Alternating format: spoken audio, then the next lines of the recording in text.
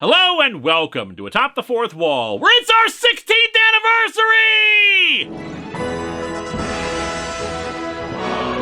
Yeah, that was 2 months ago. What? Do you think I'd forget about doing this? We already moved other Halloween episodes up to December, so why not this too? I'm going to die from exhaustion. And because of that exhaustion, we're doing something a bit different with this review. See, I've technically already reviewed this comic, as a live show. 10 years ago, in fact.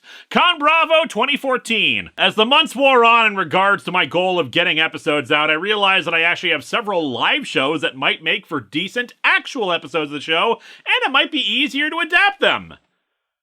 I recall this being a live show where the audience was funnier than me, meaning the script needed massive reworking. Thus, it's taking almost as much effort to make this work as if I had done it from scratch. I make terrible decisions. You're probably already familiar with the concept of what if, thanks to the Disney Plus animated series for the MCU. And like that series, the comic version of What If is also hit or miss. If you're not familiar with it, the concept is pretty simple. Let's explore how a comic storyline might have gone differently. What if a hero had failed? What if everything that could go wrong did go wrong? I'm actually considering doing a What If month sometime in the future where we'll look at alternate paths for several comics I've reviewed, but for now, we're focused on our annual look at the Clone Saga.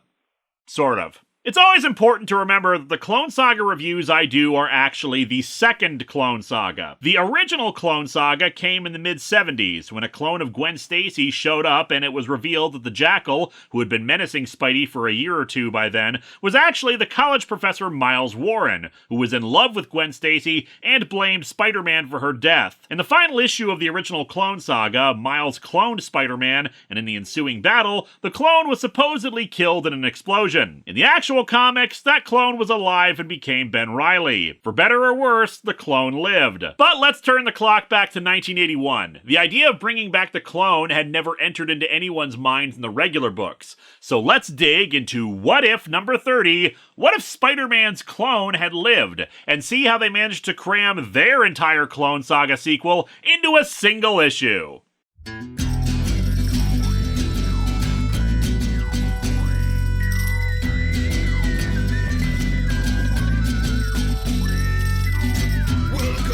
Atop the fourth wall, where bad comics burn. Linkara's gonna teach you all a lesson you won't learn. What's with these awkward subjects?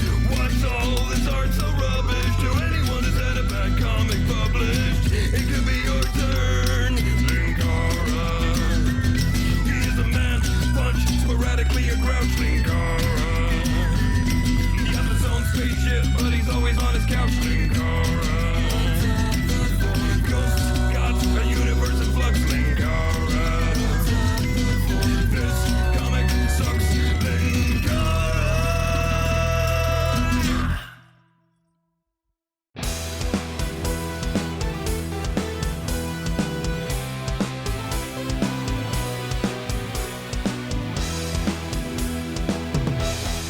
The cover is a bit crowded. I'll give it credit that it flows well from top to bottom, divvied up so that you could arguably go through it all without being overwhelmed. As such, let's just go down it. Beginning September 12th on NBC, Spider-Man and his amazing friends. Spider-Man sold the rights to call himself amazing to said friends so he could be spectacular instead, but later regretted the decision and had to buy it back.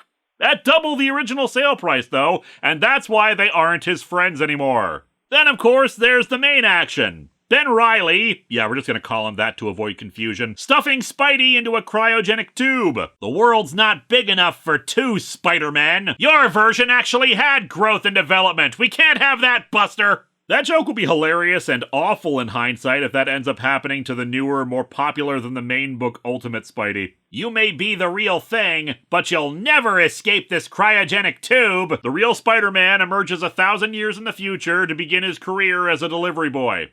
And then there's the bottom of the cover, plus an untold tale of the Inhumans, also known as Season 2 of the Inhumans. It's also going to remain untold because we're not talking about that today. We open with the Watcher narrating the events of the end of the original Clone Saga. I am the Watcher, and it is my solemn duty to observe all the myriad events that define the reality of Earth. Although now all these myriad events are on different streaming services, so I can only afford to check out, like, a few at a time unless there's a bundle deal. Behold, if you will, one of Spider-Man's strangest battles. Considering he's fought dinosaurs and an all-powerful guy who had to use his bathroom, that's saying something. The mad Professor Miles Warren resurrected the late Gwen Stacy, the student he had secretly loved, and created the perfect way to combat the one person who could stop him. The pay-per-view sales alone justified it. Also, is this really the perfect way when he could have, shot him in the head while unconscious?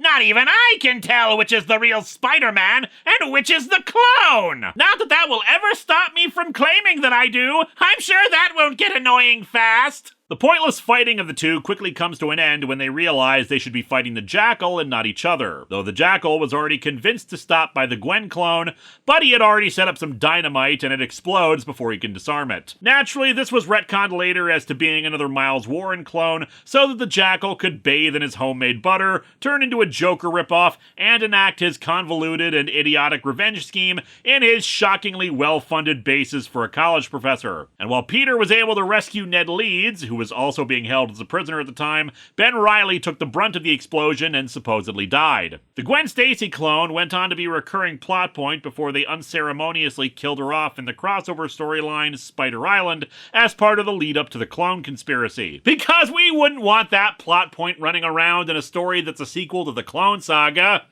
which in turn was a sequel to the original Clone Saga where she came from. That's just silly! Let's just kill her off! Marvel Comics. Our ideas may be terrible, but we'll replace them with a worse one eventually. And of course, Spidey carries the dead body of his clone up a smokestack. Had to get proof that I was the real Parker before disposing of Handsome here. Too bad, kid. We were closer than brothers. Then we had to fight each other, but we trust our fate to the heart of the clones. And so it went on the world you know. But such a momentous event as this is fraught with potential. Like, what if the Jackal had a little clone assistant? Or there was a super mysterious guy who tested Spider-Man for goofy reasons? Or there was a lot of virtual reality stuff that really didn't make sense? But now the Watcher shows us a different string of events. In this case, the two Spider-Men stop fighting each other, but Ben thinks his doppelganger is untrustworthy since he attacked him almost immediately. They notice the Jackal moving towards Ned Leeds, and Ben cold-cocks Peter. Honestly, if I didn't have the context, this would just look like a glimpse into Peter's inner psyche. Ben is able to rescue Ned Leeds without getting hit. Peter outside the blast radius as well. Miles Warren still dies, and Ben can't remember how he even got here. The Gwen Stacy clone feels bad about how she's, well, a clone. I'm not even really alive. Of course you're alive. Now get a hold of yourself. Psychological trauma and identity issues gone. Thanks, Dr. Spider-Man. He tells her to call an ambulance for Ned Leeds. Tell them anything you like. Gwen proceeds to tell the cops and the ambulance that she is Spider-Man and saved the day herself. Ben swings off to the Jackal's laboratory and finds a convenient cryogenic stasis tube, where he places the unconscious Peter while he tries to figure things out. Oh yeah, need I remind you, in addition to the Jackal's genetic experience, he also has cryogenic technology. And the worst part is, the university still passed him over for tenure. Ben removes Peter's mask. Ha! He even looks like me. A little bigger and a couple years older, maybe. Bigger?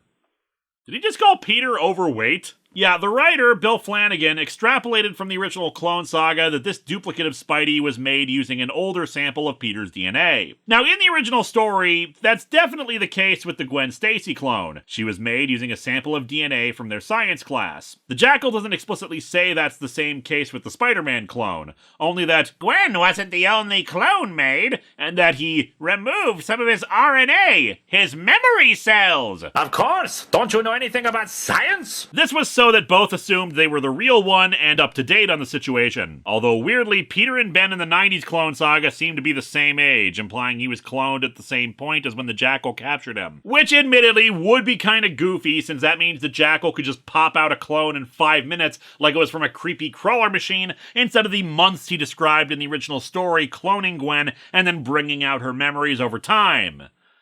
But then again, when has goofiness ever stopped anything in the Clone Saga? But yeah, from the clone's perspective here, he just woke up in the middle of the situation, and this story seems to have forgotten the injected memories. Last thing I remember was donating a tissue sample to Warren in freshman bio. Come to think of it, it did seem weird that he also wanted urine, hair, blood, semen, and a full snapshot of my brain patterns. Ah well, that's my tuition at work, I guess. Actually, here's a better question. If he's cloned from samples voluntarily given by Peter from a while back, how does he know Professor Warren is a villain? He swings back to his old neighborhood, expecting to find Aunt May at their old house, but the place appears condemned and boarded up. Parker, my boy, I think we've fallen asleep for a very long time. Oh no! I was going to that taping of Saturday Night Live that weekend too! I was gonna be in a team up with them! I don't know exactly the details of what was going on in Amazing Spider-Man at the time, so I might miss some continuity issues with it. Ben's investigation makes him discover that Aunt May is staying with Anna Watson, Mary Jane's aunt. Somehow, 3 years have passed while I was in suspended animation. Aunt May must figure I'm dead. I hope that seeing me again won't shock her too badly. Better just show up unexpectedly. That'll prevent a shocking situation. But of course, when he arrives, they just welcome him inside, and Ben has to try to bluff his way through the conversation over the next few hours. He's starting to wonder if he has amnesia, learning that he's apparently dating Mary Jane Watson, and that at one point he was dating Gwen Stacy, whom he doesn't even remember specifically. And look, we don't know the exact time when he gave the DNA sample to Warren, but he met Gwen on his first day of class. Sure, he was distracted by Aunt May having collapsed from drama disease, but he still met her and knew about her. So unless the sample was taken almost immediately after class began, I don't see this as being a thing. And that can't have been the case, since the clone Gwen had memories close to the point where she died and when she was in a relationship with Peter. So how does he not know who she is? After he leaves, Aunt May talks to Anna. Peter seems so foggy, Anna. And he's lost weight. Oh my god, did Peter put on 20 pounds or something while he was in college? I do hope he can get over Gwen Stacy's death. He's only a boy, you know. Well, May, I'm sure my niece Mary Jane is making him feel very mature. My niece is having so much sex with him. Later, while swinging through the city, I gather from the conversation that I have a pad somewhere in the city now, and I've dated both Gwen Stacy and Mrs. Watson's niece. Gee, I wish I could remember all the fun I must have had. I just hope my greatest enemy didn't have sex with Gwen and fathered 2 rapidly aging children. Nah, that'd just be stupid. Since he doesn't know where his apartment is, he decides to go to the Daily Bugle to look for more information. Unfortunately, he's just as out of date there, still being interested in Betty Brant, who's married to Ned Leeds. Whoops. Actually, you know what's funny? There is an old debate about Peter's love life. Some still clinging to Gwen Stacy, me going for Mary Jane, of course, or Marvel Editorial still being all, grrr, he must be single forever! Yet nobody gives a rat's ass about his relationship with Betty Brant. What, no shippers out there for those two? No one wants to kill Ned Leeds again just so he can date Betty? Also, here's some good old-fashioned nightmare fuel for ya. Also, pretty sure Ned Leeds was just engaged to Betty at the time, but she refers to him as her husband. I don't know, you could probably write that off as maybe her getting used to calling him that, or because this is a what-if, it's a different reality with some subtle differences. However, that option is not available for me, for I am a pedantic, nitpicking dork who has been doing this very thing for over a decade and a half now. Since Peter is acting so weird, Betty offers him a ride back to his place, which he jumps at the chance. Sorry if I was rude back there, Betty. I've been having sort of a rough day. I only just learned that there was a sequel to Star Wars, and people have been spoiling it for me all day. Oh, I understand, Pete. I know you still think about Gwen a lot. I know how I'd be if anything ever happened to Ned. That Spider-Man, he's caused us both so much pain. Oh, Spidey. Every single reference to your past paints an ever darker picture of a damaged, lonely little man. Peter is pretty disbelieving about who he moved in with before his current place. Harry Osborn? Why would I move in with a creep like Harry Osborn? I mean, I get the feeling that if Gwen and the Green Goblin hadn't actually had sex, then maybe Harry had constructed an AI that had created a convoluted revenge scheme in order to make everyone think that was what had happened. And God, my life is weird. Can I go swap out being in the cryotube? After determining which building and apartment are his, he starts looking through his stuff to try to figure out what he's missed. Now for a little detective work. Hope I don't find out I have a wife and 6 kids. I mean, unless he's running a big sale, my trade-in credit with Mephisto would only be for my wife, not the kids. Oh, Spidey, it's so funny that you think your creators will let you have a wife and kids. Hey, a box of letters from Gwen Stacy and a clipping about her death. We must have hit it off pretty well. Eternal sunshine of the spotless Spider-Man. After reading through all the letters and the accounts of her death, Peter is naturally kind of confused because he still can't remember any of this. Something is terribly, terribly wrong. My God, there's only one explanation for this. I've time traveled! Yeah, it's weird that the idea that he is the clone has not once at all crossed his mind despite being a scientific genius. Sure, it'd be difficult to accept, but the possibility doesn't even occur to his paradoxically tiny and giant brain. Not even a line like, but that would mean, no, it's too horrible to contemplate, that sort of thing. My memory is perfect up until 3 years ago, and then nothing. But there's no fog, no holes. It's as if the last 3 years just never happened. Ben soon receives a letter from Gwen Stacy asking to meet her in Silent Hill. Peter returns to the Jackal's lab and starts examining his old papers and records. Incredible! Warren was working on a theory of cloning far beyond anything dreamed of by conventional science. It may sound far-fetched, but twin clones of Hitler actually does make sense! Geez, the science major in me is impressed. Only a science major could be as impressed as I am! Warren seems to have figured out a way to bring his clones to instant maturity and even duplicate the original donor's mind. That means his clones would have all the donor's memories, thought patterns, and would be, in fact, a perfect duplication. I'm you and you're me, and this is a gun. My God, he even took samples from us in class. Yeah, I remember that. In fact, it's the last thing I do remember. My God, I understand now. I'm a robot! No, he has, of course, realized that he's the clone. Well, enjoy spending the next few years constantly telling us about this fact. At least you'll get a cool costume out of it. But yeah, of course, this is a major shock and revelation for him, so this is us getting to see him come to grips with that for the first time. He looks at himself in the mirror. This face, it isn't even mine. All of my memories belong to another man. Well, a corporation anyway. They apparently belong to Home Furniture now because of a bizarre series of trades and acquisitions. He can't worry about his identity issues for very long, though, since apparently the cops have been tipped off about the Jackal being Professor Warren, and they're snooping around. I guess they don't really say why they're there, just that whatever Warren was up to, he kept a clean house. Except for that door that Ben smashed through, which they seem to be ignoring, of course. Ben can't let them see the notes for fear of discovering his identity, so he goes on the attack. Spider-Man, Spider-Man, this is a clone of Spider-Man. Can he swing from a thread? Of course he can. The Jackal made copies of all of his equipment, too.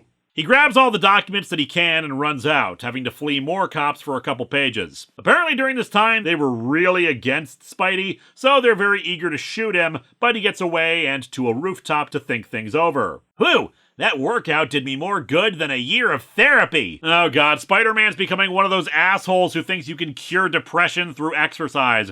Yep, I'm on Jameson's side now. Menace to society. But yeah, this is only a one-shot story, so he realizes he needs to get over his self-pity quickly and figure out what to do with himself and the real Peter. However, even on a rooftop, he has no peace to contemplate that, as a robot, or these days would be considered a drone, suddenly flies up and shoots at him. Still as nimble as ever, eh, Spider-Man?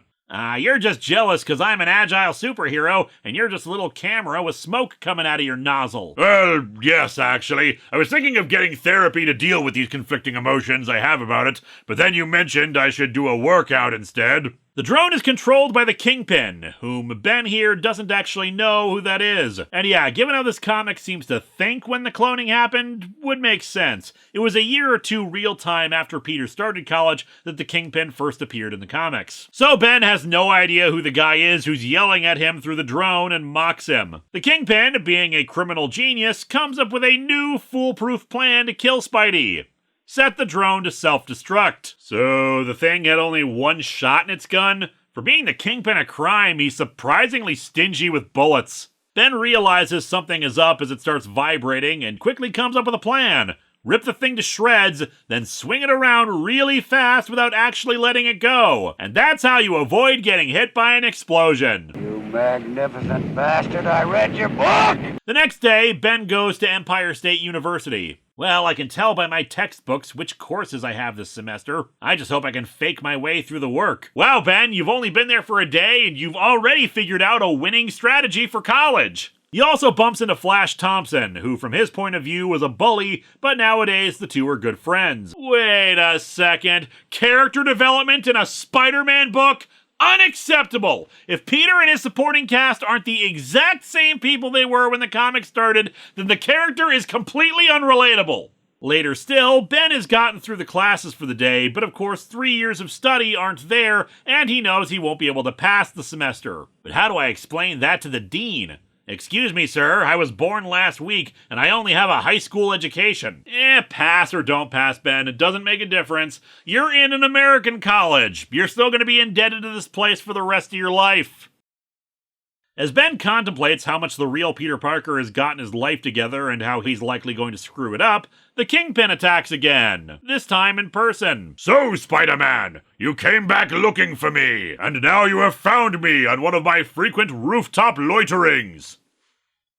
The two battle, though most of it is Spidey being taken aback by the Kingpin's abilities since he's never met him before, and thus he resorts to the all-purpose backup plan for these situations. Run away! Run away! Run away! What? I don't believe it! Come back, you coward! Come back! I'll be at Coney Island tonight, Spider-Man! Will you face me? Do you dare? Coward! Coward! Man, we don't get enough petulant 6-year-old Kingpin.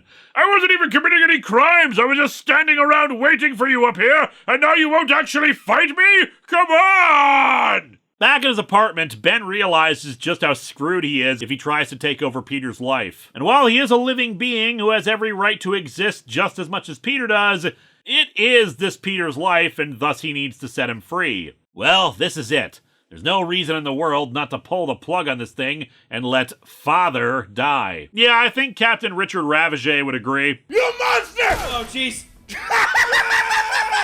Victory! Also, you just spent the entire top of this same page listing exactly why you should and will let him out. Why are you now suddenly contemplating murder? This is starting to sound like a bad comic book plot. Just pull the plug, Parker. Let it run down. He'd do it to me, you know. He'd say, "Aw, shucks, it's just a clone. No right to live. No reason to feel anything.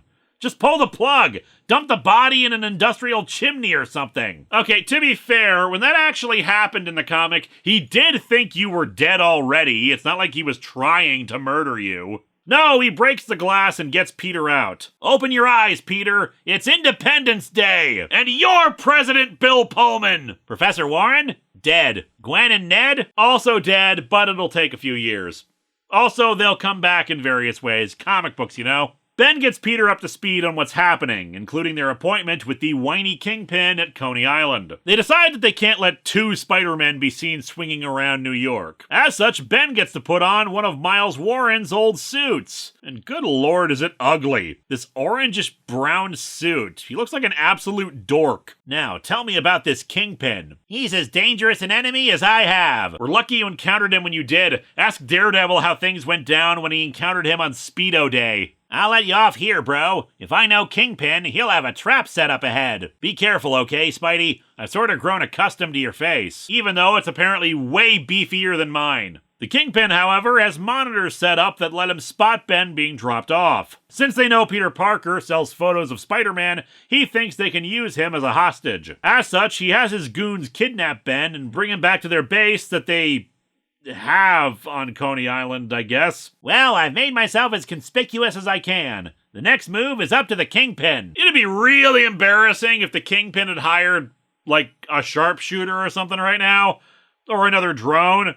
But then again, he apparently could only afford one bullet after paying for that thing. At that moment, the giant Ferris wheel begins to spin wildly. Nothing says a high-intensity, fast-paced action scene like a Ferris wheel. If it's really moving that quickly, as we see the Kingpin in one of the cars, doesn't that mean it'd actually be really hard for him to fight? Like, sure, Kingpin is more agile than he looks, but it feels like he's giving himself a disadvantage by doing this. I shall bring you down to earth. with my laser cane!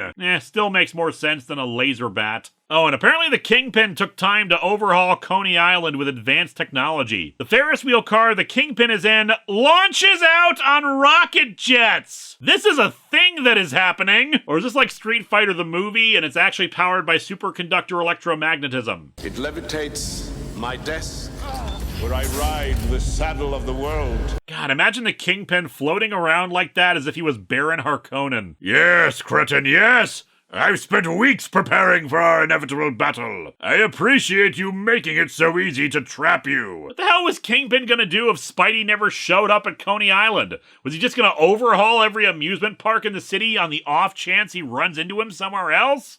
And then why was he so pissed that he fled the fight on the rooftop? If he had killed him there or with the drone, all this work would have been for nothing! Peter manages to leap onto the floating car and offset the balance. No, don't tilt the hovercraft! Well, Kingpin, this is why you should wait for the amusement park operator before you try to get on the rides. We can't stay airborne if the jet lifts aren't facing down. In retrospect, this is kind of a really bad design flaw when fighting someone like you. What was I even doing these last few weeks setting this all up? It looks like Spidey has the Kingpin webbed up, but then his goons arrive with Ben, holding a gun to his head. And thus Peter has to let him go or else they'll shoot. Spidey frees the Kingpin, but of course Ben isn't going to take this lying down and does the splits in midair to kick the two goons away. Kingpin orders his goons to kill Peter Parker, figuring that will keep Spider-Man busy while he makes his escape. Naturally, Spidey knows Ben can handle himself and goes after the Kingpin. Why aren't you saving the boy from my men? Peter?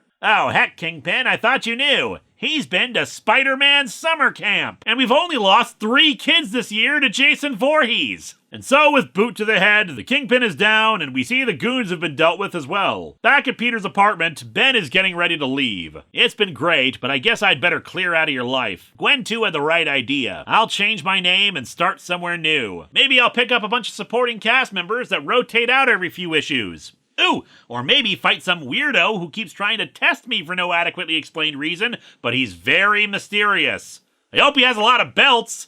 However, Peter has an idea. I'm thinking it'd sure be a pleasure to be able to sleep late and go to class sometimes, or fight for justice and keep a date on the same night. Lying to your girlfriend. Our hero, everybody! You mean, sure, why not a real double identity? You be Spidey on Mondays and Wednesdays, I'll take Tuesdays and Thursdays. We'll flip for the weekend. This is a weird remake of The Odd Couple. And so our comic ends with Ben agreeing to the idea. Good deal, bro. I get the bed, you get the couch. I get Mary Jane, and you get Doc Ock. Mean I have to date Doc Ock? No, I mean you have to get possessed by him. Sucks to be you, clone boy.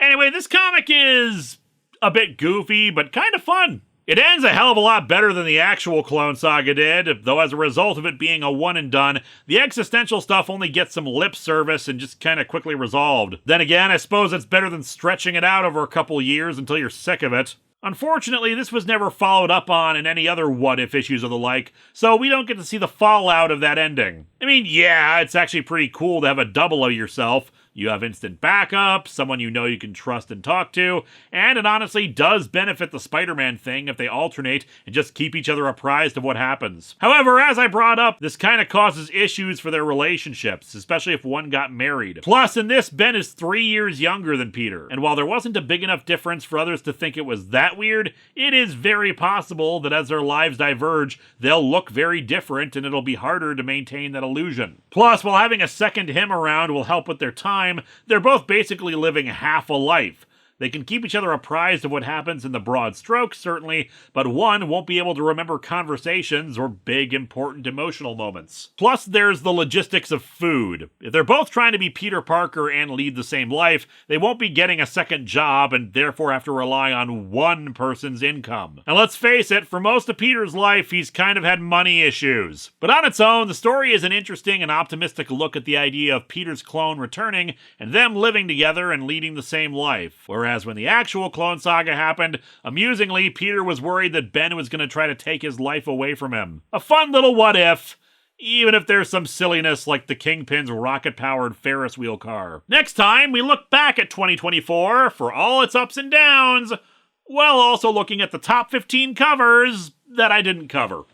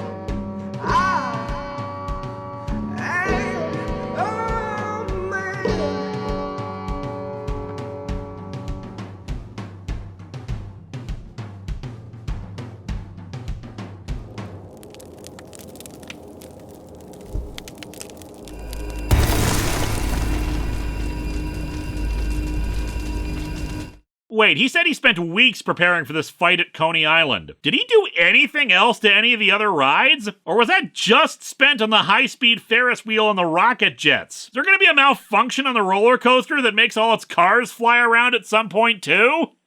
Hello my friends, please take a moment to like this video, subscribe to the channel, and click the bell for notifications on new video releases. If you'd like to support future videos, you can check out my Patreon, buy merch from the store NV link in the description, or check out the t-shirts available from Teespring. Thanks for watching!